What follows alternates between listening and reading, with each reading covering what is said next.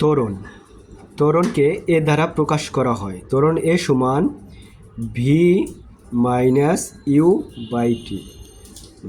ত্বরণ হলো বেগের পরিবর্তনের হারকে ত্বরণ বলে। বেগের পরিবর্তনের হারকে ত্বরণ বলে। এখন বেগের একক কী যদি বলা হয়, তাহলে আমাদের আগে ভি এর বা বেগের একক বের করে নিতে হবে। আমরা জানি ভি সমান এস বাই টি। এস কি? এস হলো সরণ। সরণের হারকে বেগ বলে। সরণের হারকে বেগ বলে। সরণ কি? সরণ হলো নির্দিষ্ট দিকে কোনো বস্তুর অবস্থানের পরিবর্তন।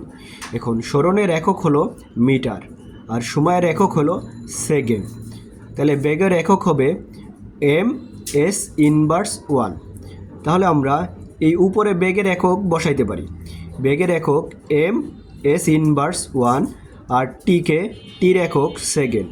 এখন এটাকে আমরা এই এসকে আবার উপরে উঠাইতে হবে। তাহলে এম এস ইনভার্স 1 গুণ এস ইনভার্স 1, তাই এস ইনভার্স 2।